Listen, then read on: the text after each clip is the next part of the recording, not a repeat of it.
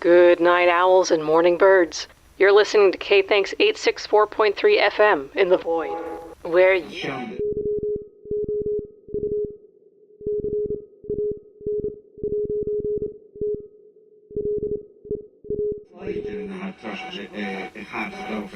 What do you daydream about? Past scenarios that could have played out differently? Imaginary arguments you don't have the courage to have? Maybe you envision a life where you could be content.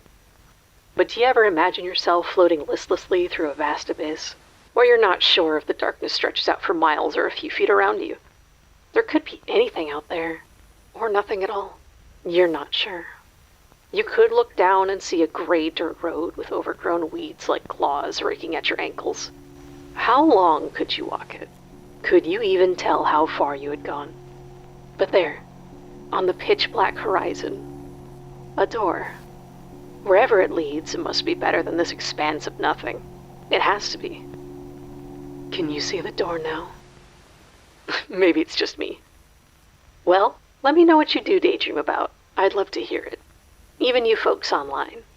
I do see everything you say about me. Now, it's been quiet here, listeners, and it does leave me prone to ramble like that. And I don't mean quiet in the studio. It's always quiet here. I'm the only one in here after all. But there's a silence over the valley below, the quiet anticipation of winter's end. Out here in the desert, it's hard to denote the shift in seasons. The air is dry, the night's always cold. The winter is a brief respite from the arid heat, nothing more than a mild chill and a blanket of gray. The habits of the desert people don't change with the seasons as they do elsewhere. There's no weather to adjust to, no winter clothes, no autumn leaves. They live in isolation from such things. Rain is an omen and snow is a myth. This place is a disconnect from the outside world. Its people are less inclined to question the strange and unusual. Like me, for example. And I, your ever humble radio host, see this strange, empty expanse of a desert as my home as much as you do. You don't know who or what I am, but you accept me still. Though I wonder if that's because you don't want to know. Are you content having me at an arm's length? Do you fear knowing more?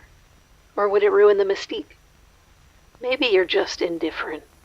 But while you, my loyal radio listeners, do not question me, what about you listeners online?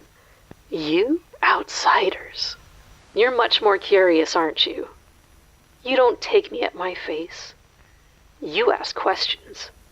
You won't leave well enough alone. But who am I to deny you those answers? In fact, here's a question from Javi Coati who asks, you always seem so mysterious and elusive. If I were to come across your path someday, would you be as scary as you sound on the radio? You find me scary? I can be if that's what you want. I'm no stranger to making people squirm. But if you crossed my path, you wouldn't even notice me. No one ever does. Not unless I make them. I'm your shadow. The movement you thought you saw out of the corner of your eye. That faceless voice you put on to save you from the silence. But I'm a void, a lack of. I exist in that silence, the empty space between everything else, just on the edge of your periphery. I'm the darkness that your parents said could never hurt you, so you would go to sleep at night. But of course I wouldn't hurt you. That much is true. When I'm here in my studio, only my voice can reach you. Now, most of the time, that's enough. But to cross paths, to be mere inches from you? Oh, what I could do then. You have no idea. You don't even realize how important you are. But me? My absence wouldn't affect you. My presence is parasitic, in a way. But if I'm entertaining, would you even notice? How much of yourself would you be willing to give for a momentary distraction? If I were to create a world for you to get lost in, would you hesitate before crossing that threshold? Or throw yourself into it? And when you get bored of the fantasy, what will you do then?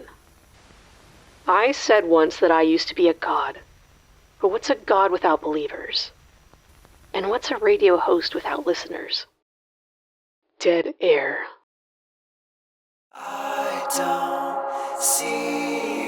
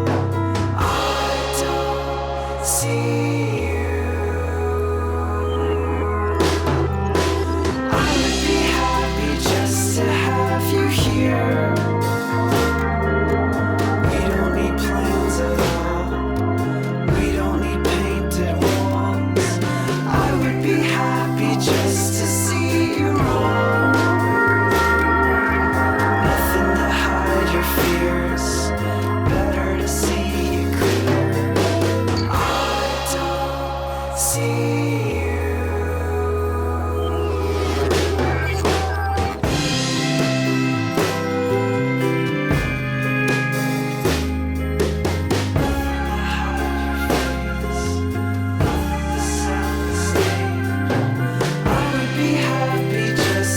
you.